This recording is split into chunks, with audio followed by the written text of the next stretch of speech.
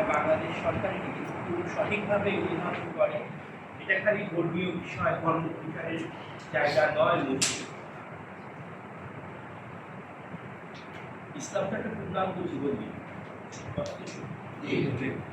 পূর্ণাঙ্গ জীবন জীবন মানে আমরা জীবনে যা যা করি সবই আছে। এটা যেখানে ধর্মকথা আছে সেখানে কিন্তু টান খালি নামাজ পড়াটাই ইসলাম নয়। কেউ বলবে না পাঁচটা ভিত্তি আছে ওটা করতেই হবে, এর বাইরে জীবনে কিভাবে কি করতে হবে সবই কিন্তু ইসলাম। আমরা চাকরি করি, ব্যবসা করি, বিভিন্ন এই যে দৈনন্দিন জীবনে যা কাজ করি এগুলোতে আমাদের এই জীবনের নিয়ম।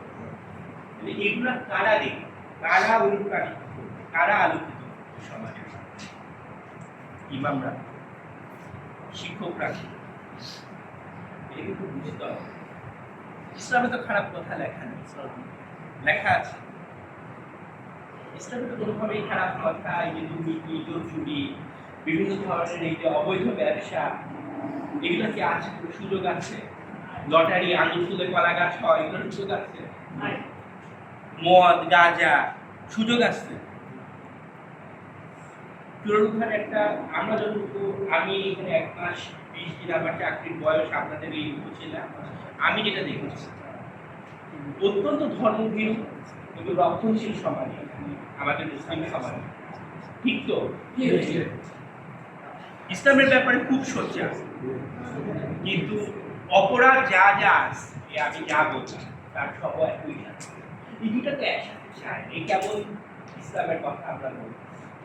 এলাকাটা ইসলামী ধর্মভীরু জনগোষ্ঠীর বাস, রক্ষণশীল সমাজের বাস, মসজিদে নামাজে সবসময় মুসলিম ভরপুর থাকে, কিন্তু কার্যক্রমে গিয়ে দেখি চুরি, জোর চুরি, অবৈধ ব্যবসা যা যা আছে, মদ, গাঁজা যা আছে, কোনোটা এখানে বলে তো লাভ, অস্বীকার করে তো লাভ, এগুলো সবই আছে।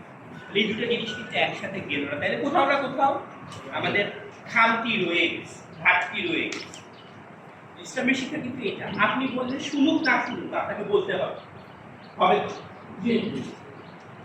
ওইটাই তো বলা যে আমাদের আলামত যেটা, যে অন্তত একজন লোক যখন আল্লাহর কাছে পানা করে, ওই একজন লোক যখন থাকবে তার কিয়ামত আর উপায় থাকে। ধর্মে তো এইভাবেই আছে। তাইলে মানে ওই কি বলবো, যে এগুলো বললে কেউ শোনে না, এগুলার বিষয় নেই, এটা ভাবার কিন্তু কোনো সুযোগ নেই। ইমামদের দায়িত্ব, শিক্ষকদের দায়িত্ব, মানুষ ভুল পথে গেলেও তাদেরকে আবার সঠিক রাস্তায় গিয়া না ফেরত আনা। এই বিষয়টা কিন্তু আপনাদের অনুধাবন করতে হবে, বিশেষ করে এই ধরনের উপজেলা যেখানে আছে। কারণ শয়তানি তো মানুষকে কুমন্ত্রণা দেয়, একদম বাস্তব কথা। মানুষ তো কুমন্ত্রণা থাকবে, এই বিভিন্ন লোক থাকবে, লোভে পড়ে মানুষ এই যে বিভিন্ন ধরনের অন্যায় কাজে যোগ হয়ে যাচ্ছে। এগুলোর ফলাফল কি ভালো? পুরো সমাজটা ধ্বংস, একটা ধ্বংস। আপনার একজনের লোভে 10 জনের সমাজটা ধ্বংস। এটা সামাজিকভাবে আসলে মোকাবেলা করতে হবে। যে বিষয়গুলো আমাদের যে কুৎবাগুলা থাকে, যে বিষয়গুলা থাকে, এগুলা একটা জোয়ার আছে কি আমাদের ধর্মীয় শিক্ষার প্রতি একটা দেশের জোয়ার চলে আসছে। এই জোয়ারটা কি খালি আসলেই হবে না, জোয়ারটা ধরে রাখতে হবে? ধরে কিভাবে রাখবে? প্রশ্নটা তো এই জায়গায়, জোয়ার যে আসছে এটা কি? জোয়ারটা তো ধরে রাখতে হবে না, জোয়ারটা আসছে এটা গেল, এটা মানুষ তো ভালো উদ্দেশ্যে, ঠিক আছে, কিন্তু ইসলাম তো কোনো সরকার না। সরকার বাবা খারাপ কাজ করবেন, সন্তানটা আল্লাহর লাইনে দিয়ে দিল, আমি খারাপ কাজ করতে থাকবো আর সন্তান আল্লাহর লাইনে দিয়ে আমার পাপ কাটাতে থাকবে। এত সহজ ইসলাম? সহজ তো না।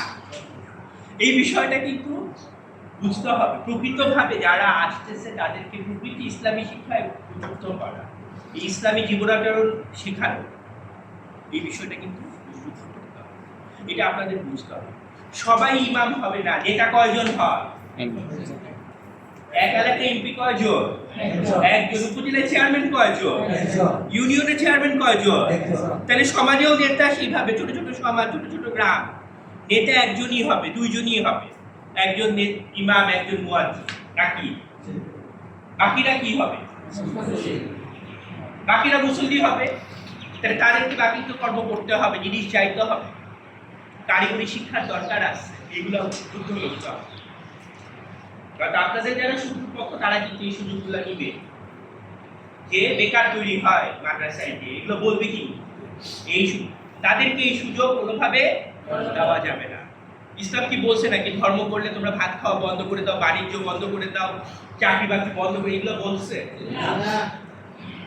আর সবাই ইমাম হয়ে যাবে বা সবাই এই কি বলে ওই ইসলামী লাইনে গেলে সমাজে এতগুলো মসজিদ এতগুলো জিনিস কি এরা তাহলে কি করবে? এই জিনিসটা আপনাদের বুঝতে হবে। আগে ছাত্র কম ছিল, ছাত্র বেড়ে গেছে, ইসলামের প্রেমে চলে আসছে, এটা সত্য। এই ছেলেগুলার ভবিষ্যৎ ঠিক করে দেওয়া কিন্তু আপনাদের দায়িত্ব, তাদেরকে গাইড করা, যে বাবা তুমি জীবনে যেটাই করো, চাকরি করো, ব্যবসা করো, ইসলামটা ভুলো না, এটাই কথা। এই কথাগুলো কিন্তু আপনাদের বলে যেতেই হবে। এই কথাগুলো যখন বলবেন দেখবেন, আমি যেটা বললাম, জোয়ার যে আসছে জোয়ার ধরে রাখতে পারবে। পেটে যদি ক্ষুধা থাকে কোনো নীতি কথায় কাজ হবে না। পেট ভর্তি ক্ষুধা, ঘরে আগুন জ্বলে না, চুলা জ্বলে না, বেকারের কারখানাতে আমরা কোনোভাবে তৈরি করবো না, এটা ইসলামও বলে। ব্যবসা হালাল তো, সৎ পথে ব্যবসা। এই অসৎ ব্যবসার মধ্যে মানুষজন চলে গেছে। হঠাৎ করে আমার আঙুল ফুলে করা গাছ হতে হবে। তা আমার যে একটা গুডউইল আছে, সৎভাবে ব্যবসা করে এক কথায় পুরো বাজারে সবাই আমাকে বিশ্বাস করে, আমি বিপদে পড়লে টাকা দেয়, এমন ব্যবসায়ী ছিল তো দেশে, ছিল না? আছে না? ওনার মুখের জবান, ওনার জবান ঠিক আছে। তো সেই ব্যবসায়ীরা কোথায় আস্তে আস্তে কমে যাচ্ছে? আমরা দেখতেছি উল্টো পাল্টা আঙুল ফুলে লোকজন নাকি ব্যাংক ইউজ করে, এই করে। এই কি ব্যবসা? কি টাকা কামালাম যে আমি দেশে থাকতে পারি? কি টাকা কামালাম? এই টাকা দিয়ে কি করবো? এই চূড়ান্ত ঘাটটাই তো আমাদের সমাজ, আপনাদের সমাজ। যারা আমরা ঢাকায় মানুষ, ঢাকার আমাদের একটা সমাজ আছে, সবারই একটা সমাজ।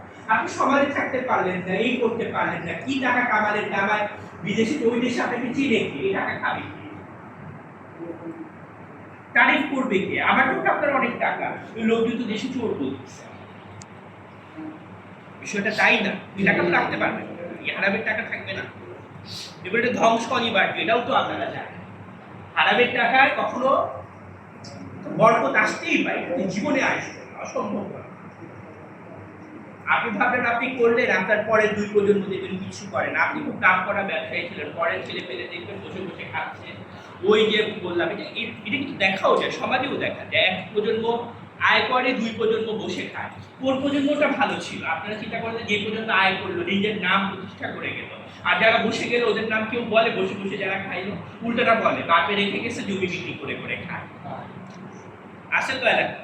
তা আমরা কি চাই? মুসলিমদের এই জিনিস, আমরা কি সুসন্তান চাই, ভালো ভাই চাই, কি চাই? কাদের জন্য এগুলো করতেছি? যার জন্য করতেছি সে কি আমার এই পাপের ভাগ নেবে?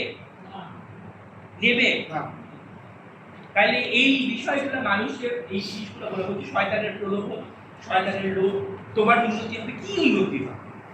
এত টাকা খাওয়া যায়? কেউ খেতে পারছে না বলতো? এটাকে নিয়ে যাওয়া সম্ভব? মরে গেলে তো সব শেষ। মাটির নিচে নিয়ে যাওয়া সম্ভব? যে আমি নিয়ে যাব এই দালান কোঠা অট্টালিকা, এই যে বলে 1000 কোটি টাকা, এগুলো তো গুণেও শেষ করা যাবে না। এগুলো তো মানে কি বলবো, এটা কি গোনা সম্ভব? চোখে দেখা সম্ভব? এটা ভোগ করা সম্ভব? কিভাবে ভোগ করবে? কি করবে? আবার বলেন আমরা ইসলামেও আছি, ইসলাম অনুযায়ী এটা ভোগ করা সম্ভব কিনা আপনি বলেন? আপনি কি কি বলে জুয়া খেলতে পারবেন ইসলামের কথা বলে? তো যদি জুয়া না খেলে, মদ না খান, এটাকে কিভাবে শেষ হবে? কোন বৈধ পথে, হালাল পথে টাকা এটা খরচ করা সম্ভব? আপনারাই বলেন, আমি জিজ্ঞেস করি। যে টাকা তো খরচ করারও তো জায়গা লাগবে, কামাইলেন যে এটাকে খরচ করবে, কোন পথে খরচ করবে না? এটা কি সম্ভব? সম্ভব না। ইসলামের কথা যদি বলি, এই অবৈধ টাকা এটা খরচ করা কোনোভাবে সম্ভব। আপনারা তো খাসি নাই, কি করবে? হারামের টাকায় আপনি যদি ধর্ম প্রচার করেন, ধর্ম তো হবে? এটা হবে যে টাকা দিয়ে আমি মসজিদ করলাম, মাদ্রাসা করলাম, হারামের টাকা যদি হারাম হয়, ওটা দিয়ে আপনার হজ হবে? কিছু হবে? আপনি কি করবেন? কি কোথায় করবেন? খালি পাপ বাড়বে। আল্লাহ তো বলেন হারাম পথে তোমরা আয় করে হজ করে আসে, এটা তো বলার কোনো সুযোগ নেই। জাকাত কোনোভাবে মানুষজন দিতে চায়, এমনি বলবে নাম ফুটানোর জন্য এটা করবে, জাকাত দিতে চায় না। জাকাতটা খুবই গুরুত্বপূর্ণ। আমাদের যতগুলো স্তম্ভ আছে, অন্যগুলো যেমন তেমন, যখনই জাকাতের বিষয়টা আসে, কিভাবে যিনি রাস্তা কতগুলা বের হয়ে যায়, আর মনে থাকে না যে এটা দিতে হবে। আমি ভুল বলতেছি কি একদম এই জায়গাটাতে আসলে দেখবেন অন্য দিক দিয়ে আমি যেটা আমার ফরজ ইবাদত সেই দিকে না, কিন্তু কোরবানিতে কিন্তু বড়টা আছে। এটা কিন্তু সত্য, 10টা 15টা 20টা করে বলতেছে কেউ তো গরু কোরবানি দিচ্ছে, কিন্তু এটা খরচ করে দিচ্ছে আল্লাহ পাক যেটা আল্লাহ খরচ করলো ওটা বানায়